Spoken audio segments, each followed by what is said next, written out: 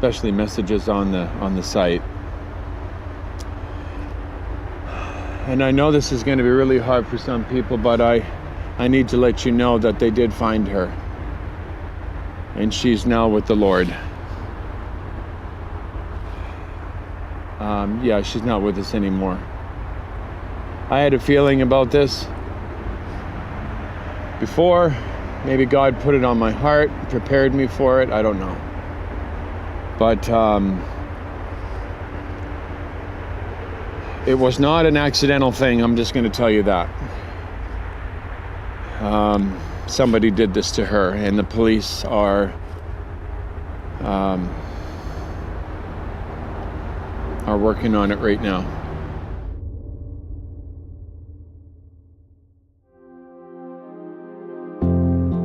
By the way, this is Dark Case, and you can call me Jack. I bring you rare and unseen true crime cases, as well as other things that you may later regret knowing, with multiple uploads every single week. So if all of that sounds like your kind of thing, then make sure you join the Dark Case family now by hitting subscribe and turning all notifications on. And now for today's silly little question. Give me the funniest nickname and the reason for it that you know. Let me know down in the comments. All of your support over on Patreon, as well as right here via channel memberships on YouTube, are so appreciated. And I really can't thank you all enough. However, thank you. But now, on with the video. Chelsea Lee Gauthier grew up in Abbotsford, British Columbia. To her family, Chelsea wasn't just another name in a video like this. She was their light and their life. Her father Ray raised her as a single dad. He often speaks about how close they were, how she had a goofy, fun-loving personality, and how she could really make anyone laugh. She didn't have a mean bone in her body, he said. She loved helping people. She was caring, loving, beautiful, and she loved animals.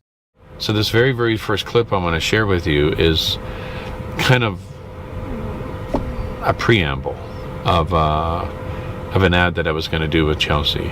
And a little bit of goofing around, having a little bit of fun. You'll hear Carrie Ann in the background. And of her just kind of warming up on the mic, and it's kind of fun. Hi, my name's Chelsea, and I have a cat and an iguana, and I love them. And yeah, say something like that. My dad does radio productions, whatever how the heck you say that.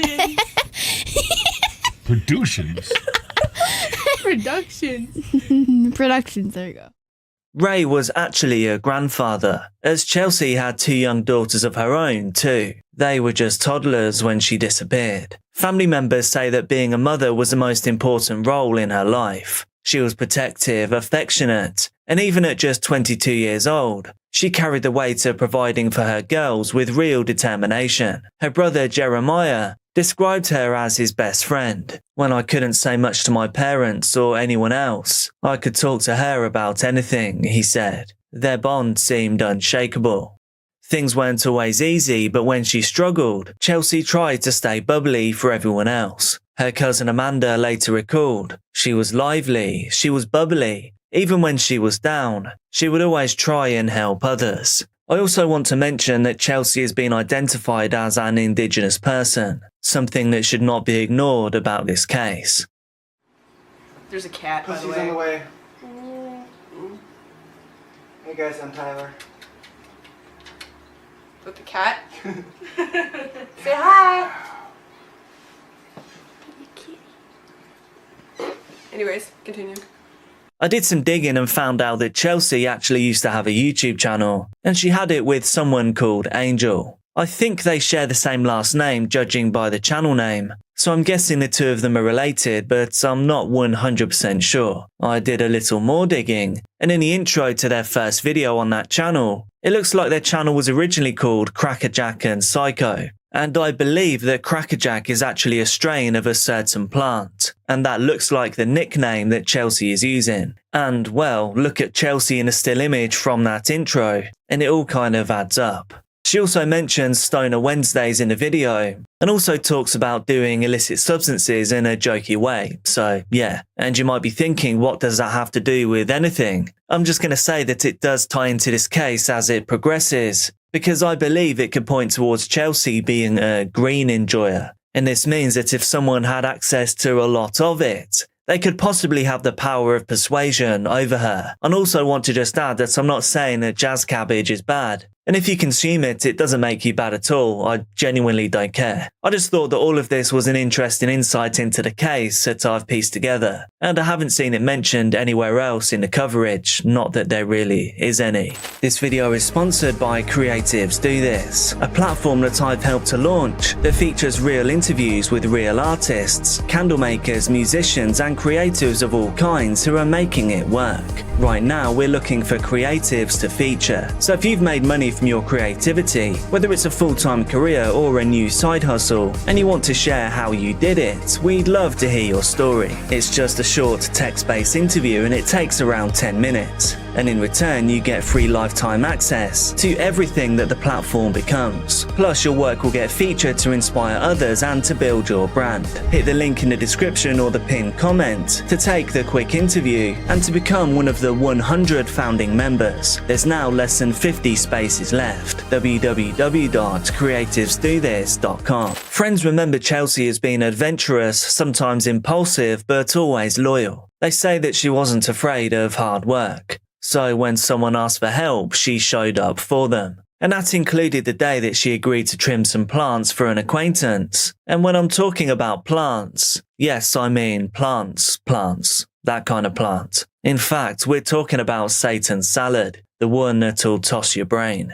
I just made that analogy up, not bad. Copyright Dark Case 2025. This job was situated at an illegal grow operation, one that was located in the rural forests outside of Mission. This decision would bring her into contact with a new world of people, and namely someone who lived on the edges of legality and secrecy. This was a world that Chelsea did not belong in. She couldn't have known how dangerous this new connection would become. Father Ray later admitted that he wished that he could have stopped her. He said, if she was not doing that, she was not with those people involved with this, she will be standing with us right now. I believe that this is one of those choices that seemed small at the time, but in the end it changed everything. Because when she went there, Chelsea never came home. Instead, her family would be left searching, first with hope and then with growing dread. And of course, things would only get worse and her family would be left with a devastating heartbreak. However, in the days before her disappearance, Chelsea was still just Chelsea. She was a young mother, a sister, a friend, a daughter who ended every phone call with her dad by simply saying, "I love you." No one could have known that those would be the last words that he would ever hear from his daughter. Abbotsford sits in the Fraser Valley of British Columbia, just over an hour's drive from Vancouver. It feels both close to the city and far enough away to be its own world. It's surrounded by farmland, rolling fields of corn, blueberry farms, as well as dairy barns that stretch across the landscape. But beyond those fields, the mountains rise quickly, and then the forest takes over. Those areas are dense and remote, the kind of place where someone can disappear. Abbotsford is often called the city in the country. It has a reputation for community spirit, for family neighbourhoods, for schools and churches at the heart of town. But like many large growing communities, it also has its struggles, namely due to illicit substances and everything that comes with them. These mean that local youths get drawn into dangerous circles, and it's not unusual for crime to spill over from nearby large cities. For Chelsea, Abbotsford was her home. It's where she grew up. It's where she raised her two little girls. It's where her friends remembered her laughter as it echoed in backyards and schoolyards, before she stepped into a car that would drive her out of the familiar streets of Abbotsford and into the woods near Mission, where she would never return. This backdrop matters, because Abbotsford is a kind of place where a disappearance shakes everyone, where neighbours stop and talk about it at the grocery store, where green ribbons suddenly appeared, pinned to shirts and backpacks. This story wasn't just one family's tragedy, it became Abbotsford's tragedy too.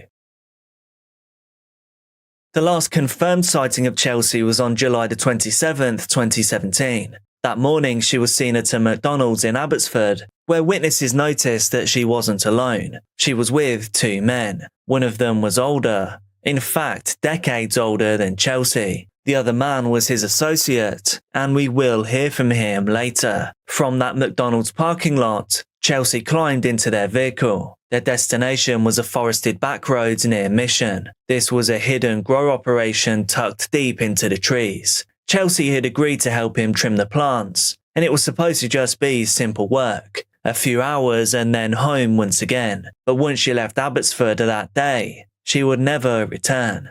By July the 30th, just 3 days later, alarm bells were ringing, and they were ringing loud. Chelsea's family reported her missing to the Abbotsford Police Department. For those who knew her, the silence was terrifying. Chelsea was always in contact with friends and family. She never stayed offline for long.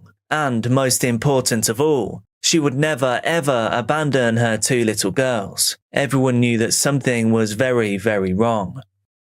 When investigators spoke to the older man that picked her up, his story was shaky. First, he claimed that Chelsea had gotten scared in the night, that she thought there were bears nearby, and for some reason that meant that she had hitchhiked home alone. However, no one else had seen her since that morning. And then later his story changed once again. This time he said that she had left with a boyfriend and another person. The contradictions were glaring, but one thing stayed constant throughout it all. Chelsea was gone, and now her family were desperate for answers.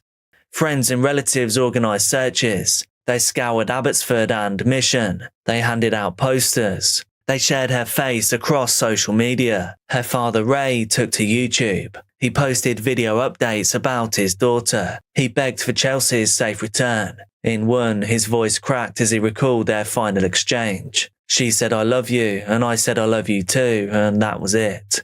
For nearly 3 weeks, the family lived in limbo, but still clinging on to hope. They had no idea that Chelsea's body already lay hidden in a shallow grave deep in the woods. On August 16th, 2017, nearly 3 weeks after Chelsea was last seen, investigators returned to the backroads northeast of Mission, namely Sylvester Road and Dale Road, a stretch of rural land where thick forest swallows the sound of passing cars. It was the kind of place where secrets could stay hidden for a long time, perhaps forever. I wanted to tell you guys a little bit about Chelsea. She had a very big heart. She loved crows, happy faces. One time I took her to Calgary on a road trip with me because I'm a truck driver. She really liked the magpies. One time I taught her how to drink chocolate milk. I told her, open it up and drink it down as fast as you can. That's the best way to drink chocolate milk. She used to love hamburgers. She loved going to get hamburgers. She was very, very, very much into photography. She loved to take pictures, and she was so good at it. She was really amazing at makeup. She was an artist. She was also very, very artistic, a lot like her sister Carrie, which I love very much. Carrie, I love you. I can't really mention much about the investigation because the investigators that I had, I am respecting what they're doing, and if anyone has any questions regarding the investigation, they are to contact them. But the reason why I'm making this video is to thank all of you for being so kind. I will probably have more to say later. Except my storage locker in Aldergrove, I have a lot of snowmen that I used to give her. Every year I used to get her a snowman.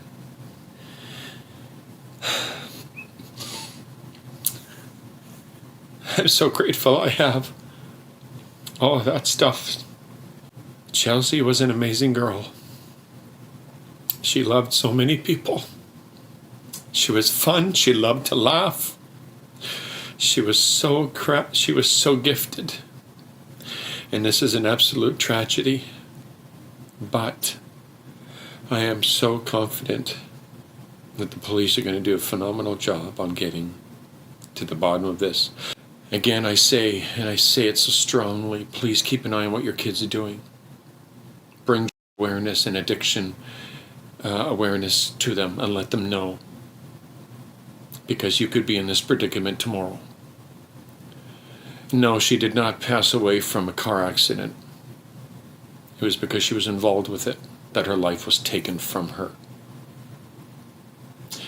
Please, please, please, please, keep an eye on your kids. Their social media, the things they do, the people they hang out with, their phones, like monitor their phones. It's not an invasion of privacy. You are their parent.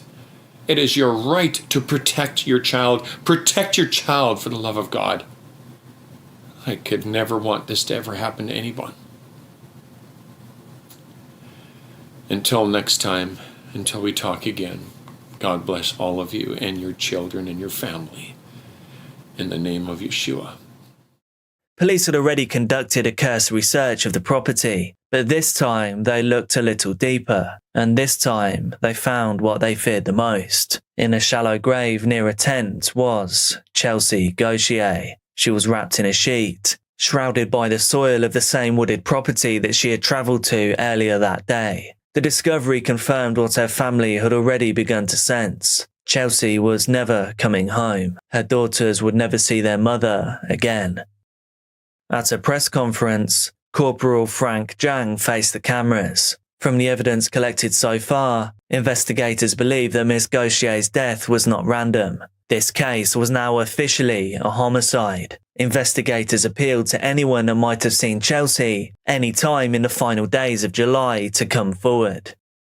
In the early days of the operation, police did not release her cause of death, and forensics was still underway. But behind closed doors, the autopsy told the truth. Chelsea's time on this earth had been ended from a sharp force strike to her back. It was sudden, and it was fatal. Investigators could now see that this was no accident. For the Gauthier family, the news shattered them. Ray recalled the moment that he walked into a police station looking for answers. Detectives told him that his daughter had been found. And here he is from his own YouTube channel, talking about his thoughts and feelings at that time.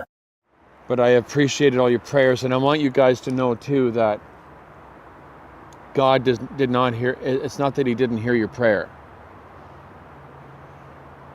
I think God was saving her from a very rough life that she had ahead of her. He knows what He's doing. I've had my moments where I've gotten upset with God, but I do know one thing: He has her, and I'll see her again. And as we can see, there's grief, but there's also determination. Determination for justice, and for Chelsea to not be forgotten. In his eyes, it was the green, and the world that surrounds it, that had drawn his daughter into danger. And I guess that touches onto the whole argument surrounding legalization. And for those of you that do smoke this garbage, I hope this is a wake-up call for you to stay away from that crap. And I know a lot of people say, well, it's good for medicinal value and this. Well, yeah, sure, yeah. It's absolutely no good. Maybe in tablet form for people who need pain relief. But I'll tell you one thing right now. Our country is thinking about legalizing that garbage. And I'll tell you one thing, I'm going to do my very best to stop it. There's nothing good about it. The community stepped in to support the family. A GoFundMe raised money for the funeral. Messages poured in from across Canada. Somebody wrote, "May her memory be eternal." Another said, "I only met Chelsea once, but she struck me as very good-natured. May she rest in peace." Others simply said, "R.I.P. sweet angel." Vigils were held. Friends and family wore green ribbons, Chelsea's favourite colour. But for all the love, the support and the grieving, one truth remained. Nobody had been arrested. Nobody had been charged. The man that Chelsea was last seen with was walking free. And the wait for justice was only just beginning. Even before Chelsea's body was found in August of 2017, lurking in the shadows of her disappearance was a man who, from the very beginning, drew the attention of investigators. He was much older than Chelsea. In fact, he was more than 60 years old in 2017. He was a man who lived on the outskirts of Abbotsford and Mission. He was not a part of Chelsea's circle, and he was not a family friend. He was someone that she only crossed paths with through an ultimately dangerous arrangement. This man ran an illegal left-handed asparagus grower in the forest. It was hidden between gravel roads and dense trees, an operation that was far from ordinary life in Abbotsford. He offered workers cash or sometimes the green itself in exchange for help clipping his plants. Her father Ray would later stress that she was never employed by him, that she had simply agreed to trim plants in return for her own. It was supposed to be just a brief exchange, one single day of work.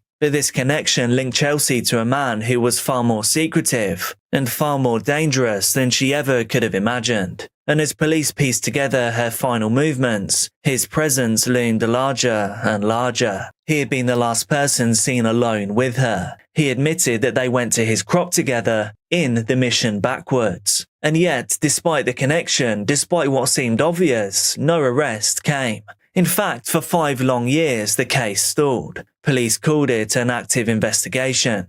But for Chelsea's family, it felt like an endless limbo. They had lost Chelsea, they had buried Chelsea, but they still didn't know why or when or how justice would ever come. During those years, Ray kept his daughter's memory alive online. He became known to many as Trucker Ray. Through his YouTube channel, he shared updates. He shared his grief and also his pleas for help. In one early video, his voice cracked as he said, "Somebody did this to her, and the police are working on it right now." In another, he admitted the guilt that haunted him. "I could have possibly put a stop to what happened to her," he said. Ray urged other parents to learn from this tragedy. Educate yourselves, this could be you tomorrow. Evidence overall was pretty limited. The crime scene had been outdoors. This means it had been exposed to weather, animals, and time. The Crown would need a much stronger case, slowly built up piece by piece. But every year that was passing without an arrest would only deepen the family's frustrations. They knew who she had last been with, they knew where she had gone, and they feared that the system was failing her. Ray later said that he had no idea what had changed between 2017 and 2022, only that the wait had been unbearable. However, he tipped his hat to investigators for never letting this case go cold, although he admits those years were some of the darkest of his life. And by the time 2022 arrived, Chelsea's daughters had now had 5 years growing up without their mother. Father Ray still wears a green ribbon to this day, and the community still wanted answers. It was Saturday, September the 10th, 2022. On that day, the Integrated Homicide Investigation Team finally gave an answer that everyone had been waiting on. At last, they made an arrest. At a press conference outside the Abbotsford Police Department, Sergeant Timothy Perotti spoke to the media. Standing before the cameras, he said the words that Chelsea's family had waited years to hear. Charges have been approved. Gary Loesch has been arrested for second-degree murder and indignity to human remains. The relief was overwhelming, but this case was not over by a long shot. Chelsea's father Ray admitted that when police called him with the news, his emotions were still mixed. "Just a whole ton of emotions hitting me," he told reporters. "But yeah, it was just a nice sense of relief. There is some closure there. But I mean, it's just begun now." The day of the arrest was described by Ray as one that he had dreaded, because now he knew that reliving the details would bring everything back. He also said it was a good day, because at last there was a chance of accountability. "Our whole family has been waiting for this for 5 years, he told Global News. And now the fight for justice was moving forwards. But as the years had already shown, nothing about this case would be simple, and this arrest was only just the beginning. She would say anything to us. We all knew each other's lives, and then all of a sudden, it went dark. Saturday, Gautier's cousins and best friends came to the Abbotsford Police Department to question an IHIT spokesperson, demanding to know why investigators had not acted sooner. When everybody is saying, this is who it is, this is what happened, this is the evidence, why, I just don't understand why it would take 5 years. IHIT not willing to speak on the specifics of the evidence that had led to Loesch. Those close to Chelsea Gautier say at the time she had been looking for a job to support herself. And she was trying to get in a better spot for her kids. He goes to prison and pays for what he did because She didn't deserve that. IHIT now says that Gary Loesch will be held in police custody over the weekend and that he is set to appear in court for his first appearance on Friday. Emaragahi, Global News. So for the family, this was a bittersweet moment. Closure in one sense, but also the reopening of a deep hurt. Because now, after years of silence, they would have to sit through a trial that would reveal just how dark this case was. And Ray wasn't the only one who had been waiting all of this time. Chelsea's friends gathered at the press conference that day too. Some voiced frustration with how long it had taken. One said, "We all knew his character. He had threatened a friend of ours. It was just a lot of stuff that pointed to him." The sense in the community was clear. Gary Loesch had always been the suspect. It was just a matter of proving it. The trial would reveal evidence that shocked even those who thought they already knew the full story. And when the verdict finally came in 2025, well, brace yourself for that one. Loesch himself was no stranger to the police. As we know, at the time that Chelsea met her end, he was running an illegal grow operation. And that's how the agreement that Chelsea would do some clipping in return for some product, something that seemed to make sense for both of them. But it placed Chelsea in Gary Loesch's orbit, and that was a pull that she would never escape. And we'll see you next time, hopefully in 2025 with some positive results and information and a positive video that I can tell you that he's now in jail permanently for the rest of his life. God bless you all in the name of Yeshua. Chelsea, I miss you very much. Bye, everyone. The trial of Gary Loesch began in February of 2025. It had now been more than 7 years since Chelsea's disappearance. The courtroom in Abbotsford was filled almost every single day. Family members, friends and supporters came to bear witness. Many still wore those green ribbons pinned to their clothes, a silent tribute to Chelsea. The Crown presented a case that was largely circumstantial. There were no eyewitnesses to the actual act, and Gary Loesch himself never took the stand. But the evidence painted a picture that was difficult to ignore. First came the phone records. They placed Loesch in the area of Sylvester Road and Dale Road on July the 27th, 2017, the very day that Chelsea vanished. They also showed him returning there in the days after. Then came photographs found on Loesch's phone, images which showed Chelsea taken at the grow-up. And these images were captured on the last day that Chelsea was seen alive. The most damning piece of physical evidence was the sheet, that same sheet that Chelsea's body had been wrapped in,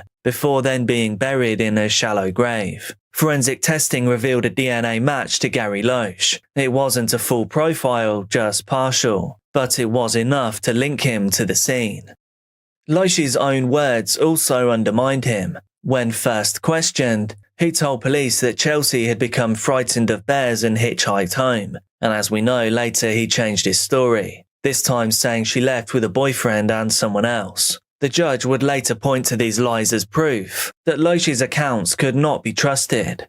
A witness named Bill, a friend of Loesch, testified that he had driven both Loesch and Chelsea up to the grow-up that day, so we can guess that Bill was the driver of the car that picked Chelsea up from the McDonald's parking lot. Bill said that he was supposed to return to the grow and pick them up later, but when he returned, only Gary Loesch was waiting. According to Bill, Loesch claimed that Chelsea had left in the night, that she was gone by the time morning came, but investigators believed otherwise. Justice Dev Delay called the Crown's case circumstantial but compelling. He said the location of Chelsea's body was especially significant. After all, she was buried on the very property that she had gone to with Loesch. Inconceivable, he said, that she could have left alive, been ended somewhere else, and then brought back to the property to be buried there. The judge also dismissed Gary Loesch's suggestion that someone else might have been responsible. He had floated theories about the people that he worked for, that they may have thought that Chelsea was an informant. But the judge was clear, those claims were not believable.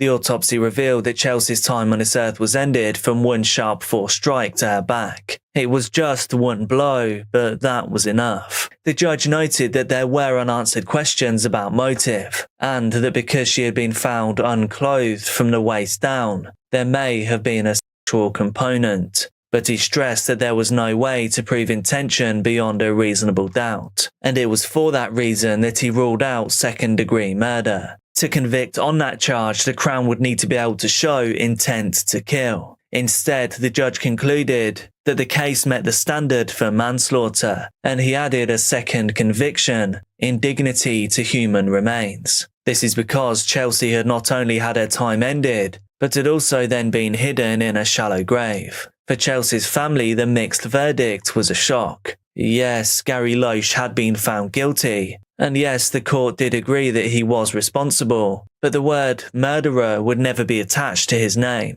And now, perhaps most devastating of all, he was allowed to walk free on bail whilst awaiting sentencing. A bail, by the way, that was only $5,000.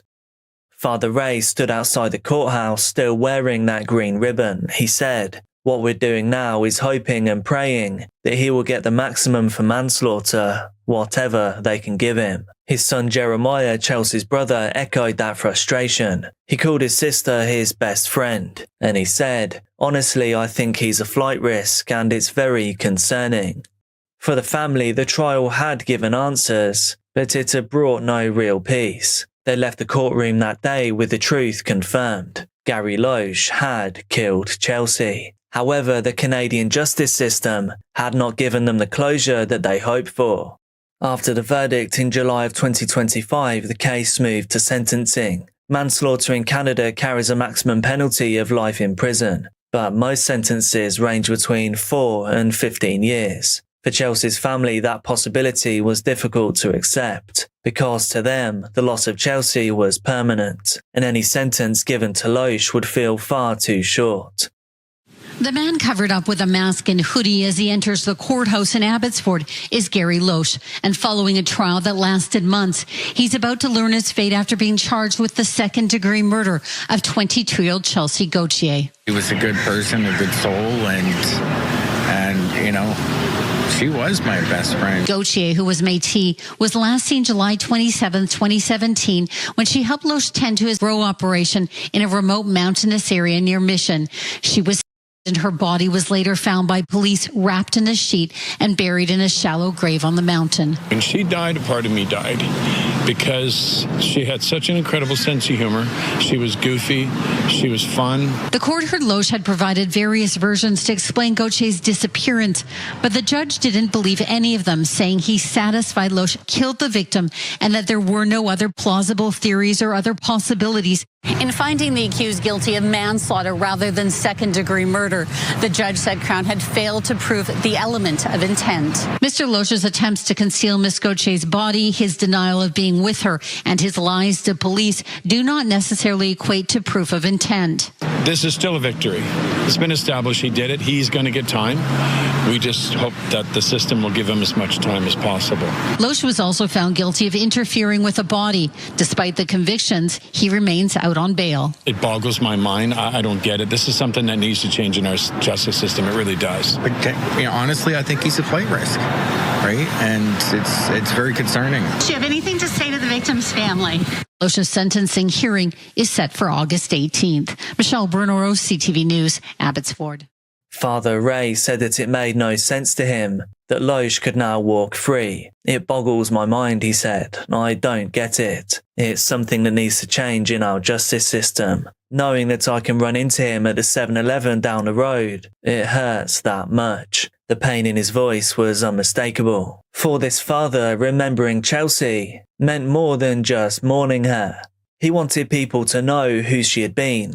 Goofy, fun-loving, a young woman who loved animals and who lit up rooms with her laughter. She was just 22 years old, and she was a mother. Brother Jeremiah said, when she died, a part of me died. His best friend was now gone. I have concerns about our justice system.